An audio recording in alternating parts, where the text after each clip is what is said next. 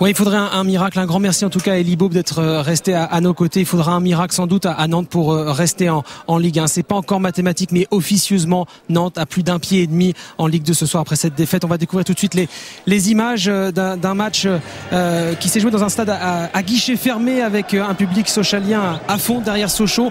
Un début de match difficile avec beaucoup d'engagement et beaucoup de fébrilité de part et d'autre. Surtout beaucoup trop de fautes de notre part qui engendrent des coups francs difficiles.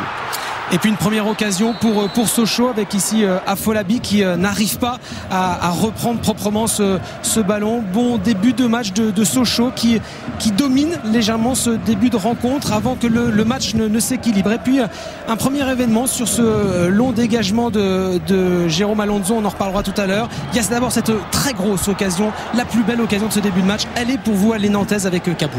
Oui, c'est un enchaînement dans le jeu alors que Sochaux n'a eu que des occasions ou des situations sur les coups de pied arrêtés.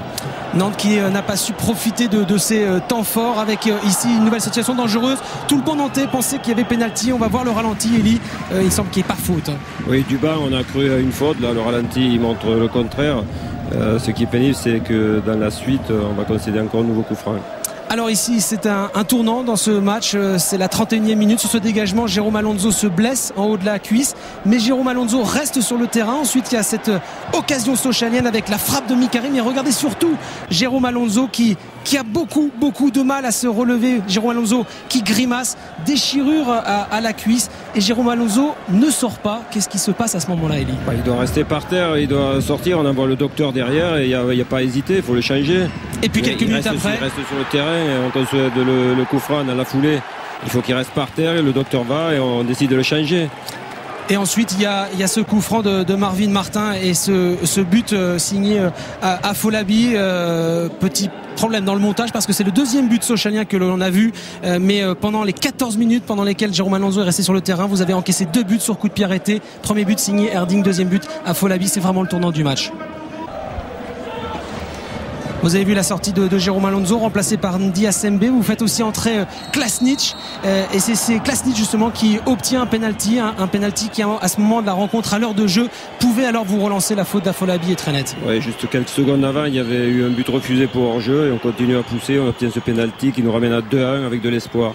Et à ce moment-là, vous y croyez vraiment parce qu'on sent que Sochaux a du mal, hein, Sochaux qui a juste ce petit but d'avance. À noter tout de même la sortie de Michael Isabé en fin de contrat, lui l'idole de Bonal qui a sans doute joué son dernier match ici à Bonal. Et puis Nantes qui va pousser jusqu'au bout avec cette énorme occasion, la reprise de Capou sur le poteau. Vous vouliez arracher le match nul. Oui, c'est à l'image de ce qu'on a vécu dans pas mal de matchs. Voilà, il y a un manque de réussite flagrant puisque là le ballon il rentre pas alors que l'occasion est très nette. Et puis ces images de Valdemar Kita, le président nantais, effondré sur le banc. Vous aurez encore une occasion en toute fin de match avec Abdoun, ce coup franc et ce ballon capté par Teddy Richer qui met fin vraiment à vos espoirs de ramener un point de Sochaux. L'objectif sur la deuxième mi-temps était effectivement de ramener un point et on a tout poussé, on a tout fait, mais c'est pas ce soir, je pense qu'on paye notre position. Alors défaite de Nantes ici de buts à 1. Vous vouliez, Elie, remporter les 2 derniers matchs, ce n'est pas le cas. Est-ce que c'est fini pour vous ce soir? Est-ce que vous êtes en Ligue 2 ce soir? Quelque part vous l'avez bien défini, il faudrait un vrai miracle dans la condition où le goal average nous est très défavorable. Est-ce que c'était inéluctable au vu de cette saison? C'est pas les 2 derniers matchs, ni Rennes ni ce soir où on peut avoir des regrets. C'est beaucoup d'autres matchs et notamment des matchs à domicile contre Grenoble, d'autres égalisations dans les arrêts de jeu. Et puis juste peut-être une dernière réaction, c'était Frédéric Darocha tout à l'heure au micro de Philippe Lefebvre. Écoutez la colère de Frédéric Darocha. Frédéric, est-ce que c'est fini? Oui, c'est fini là, puisque on a un goal average qui est pas terrible, donc sur le dernier match de toute façon il va falloir essayer de bien finir, mais c'est fini là.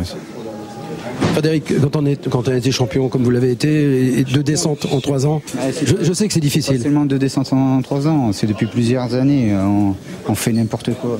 Qu'est-ce que je vous dis, la formation elle est où? Voilà le coup de gueule de Frédéric Darocha. Donc défaite de Nantes de buts 1 à Sochaux. Nantes plus que jamais en route vers la Ligue 2, alors que Sochaux ce soir a repris espoir en sortant de la zone de relégation.